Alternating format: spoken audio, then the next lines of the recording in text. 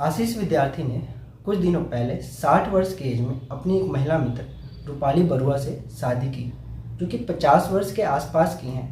उसके बाद से ही एक बड़ा तबका इस बात पर मजाक बना रहा है कि इस एज में उन्होंने शादी क्यों की। पर क्या बड़ी एज में शादी करना गलत है? अगर गलत है तो शादी की सही एज क्या है? आज हम इस बात को जानने की कोशिश करेंगे, पर इससे पहले एक छोटी सी कहानी। एक व्यक्ति थे, 45 साल के आसपास के होंगे, जो कि उस वक्त शादी बहुत कम एज में हो जाया करती थी, तो उनकी भी शादी बहुत कम एज में हो गई थी। उस शादी से उनको 4 बेटे थे और उन 4 बेटों में से 2 की शादी उन्होंने कर दी थी और अपना धंधा भी उन लोगों के हवाले कर दिया था। अब वो घर में छोटे मोटे काम देखते थे।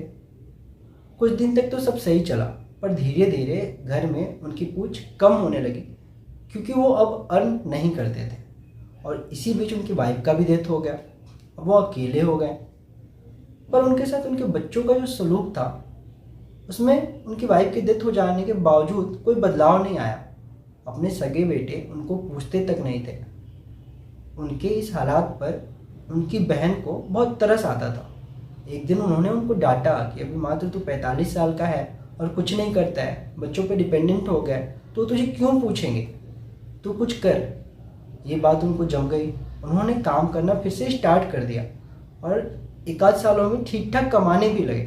पर घर में उनकी स्थिति जस की तस रही, अभी भी कोई पूछने वाला नहीं था।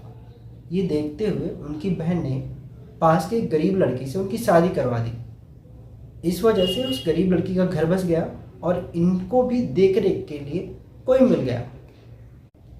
अब आप बताएं कि क्या उनकी बहन ने गलत किया? शायद ही कोई होगा जो कह पाएगा कि गलत हुआ, क्योंकि कोई उन पर जुल्म कर रहा था, इसलिए उनका 46 की एज में भी शादी करना जायज़ हो गया।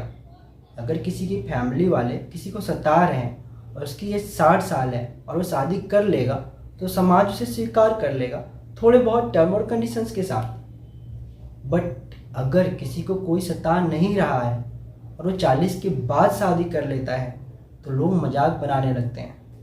पर क्यों मजाक बनाते हैं? बुढ़ापे में कोई शादी नहीं कर सकता क्या? बुढ़ापे में शादी करना गलत है? पहले तो ये समझते हैं कि लोग शादी करते क्यों हैं। अगर मैं सही हूँ तो बायोलॉजिकल नीड्स, बेबीज और एक कंपेनियन जो उनके सुख दुख में साथ दे और सहारा बने, शायद यही एक्सपेक्टेशंस होते होंगे। तो परफेक्ट एज क्या होनी चाहिए शादी की? अभी कैसे डिसाइड होगा कि शादी की परफेक्ट एज क्या है? क्योंकि ये तो समय दर समय बदलता रहता है, ज़रूरतों के हिसाब से भी बदलता रहता है। पहले शादी कम एज में हो जाया करती थी, क्योंकि पहले सब कुछ खेती पे डिपेंड करता था और सबके पास ठीक ठाक खेती होती थी, तो खाने पीने की दिक्कतें नहीं होती थी और परिवार भी इकट्ठा रहता था, तो वाइफ से ज़्यादा साथ की उम्मीद भी नहीं होती थी। ना उनसे सुख दुख बताना था, वो तो फैमिली के दूसरे मेल मेंबर्स को बताते थे। कुछ फैमिली प्रॉब्लम्स हों तो पिताजी को, जो कि उस समय तक काफ़ी जवान भी होते थे, क्योंकि शादी बचपन में हो जाया करती थी। फिर खुद के बेटे को और फिर पोते और उनके बच्चे। औरतों की स्थिति तो वैसे भी ठीक नहीं थी। कभी कभी कुछ फैमिली में अगर कोई महिला पुरुषों से ज़्यादा समझदार हो, तो एक एज के बाद वो परिवार के निर्णय लेने वाले ग्रुप में शामिल हो जाती थी। पर शादी तो बायोलॉजिकल नीड्स और बच्चों के लिए ही होता था।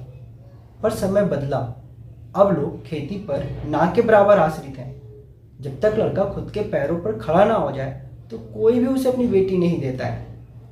लोग पढ़ाई और नौकरी के लिए अपने गांव और परिवार से दूर शहरों में रहते हैं। पहले जहां फैमिली कंबाइंड होती थी, अब न्यूक्लियर होती है। पर अब भी शादियाँ बायोलॉजिकल नीड्स और बच्चों के लिए होते हैं। पर जहाँ कम एज में शादियाँ हो जाया करती थी, अब ठीक ठाक एज होने पर भी शादी होती है, वो भी तब जब आप नौकरी कर रहे हैं या ठीक ठाक फैमिली से हो। बेरोजगार और गरीब लड़कों को से सिर्फ अब गरीब और अशिक्षित लड़कियों को ही ब्याया जाता है। पर एक चीज़ गौर करने वाली है कि अब लड़कियों की स्थिति समाज और घर दोनों जगह बदला है। न्यूक्लियर फैमिली होने और शहर में रहने के कारण लोग अब उन्हें एक कंपेनियन की तरह देखते हैं। अब लोग शादी सिर्फ बायोलॉजिकल नीड्स और बच्चों के लिए नहीं करते हैं, वो एक अच्छा पार्टनर, जो एक दूसरे को ख्याल रखता हो, एक दूसरे को समझता हो, इस वजह से भी करते हैं। शहरों में तो अकेलेपन की वजह से लड़का और लड़की दोनों के लिए पार्टनर का इम्पोर्टेंस बढ़ा है। अब बात करते हैं कि बायोलॉजिकल नीड्स, बच्चा और एक अच्छे साथी की तलाश की सही एज क्या है। अगर कोई सिर्फ बायोलॉजिकल नीड्स के लिए शादी करना चाहता है तो वो जब किसी भी स्त्री या पुरुष के साथ संबंध बनाने के लायक हो जाए तब से लेके जब तक वो इस लायक रहता है तो किसी के साथ संबंध बना सकता है, तब तक वो शादी कर सकता है। क्योंकि गवर्नमेंट ने शादी की एज 21 डिसाइड किया है, तो इसके बाद आप कभी भी शादी कर लें।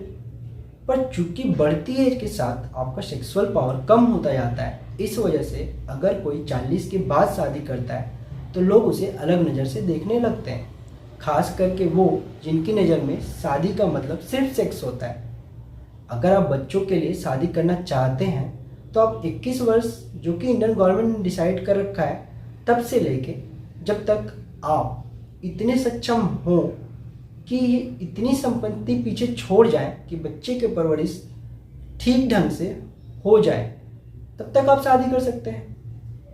परंतु इन सब के अलावा अगर आप एक साथी के लिए शादी करना चाहते हैं तो 21 वर्ष से लेके जब तक आपकी मानसिक स्थिति इस अवस्था में है कि आप एक दूसरे का सहारा बन सकते हैं, तब तक आप शादी कर सकते हैं। अकेलापन हमें ज़्यादा एज में शादी करने के लिए प्रेरित करता है। शहरों में रहने वाले लोग अक्सर अकेले पड़ जाते हैं। अगर किसी वजह से पार्टनर की डेथ हो गई हो या सही टाइम पर शादी ना हुई हो या पार्टनर के जाने के बाद बच्चे भी किसी कारणवश उन्हें छोड़कर किसी दूसरे शहर में सेटल हो जाते हैं, तो वो खुद को बहुत अकेला पाते हैं और इसी वजह से वो बढ़ती एज में भी किसी के और अट्रैक्ट होने से खुद को नहीं रोक पाते हैं। आप ये भी देखिएगा कि इनका मजाक उड़ाने वाले अक्सर गांव, कस्बों या छोटे शहर के लोग होते हैं जिन्होंने ऐसे प्रॉब्लम फेस नहीं किए हैं।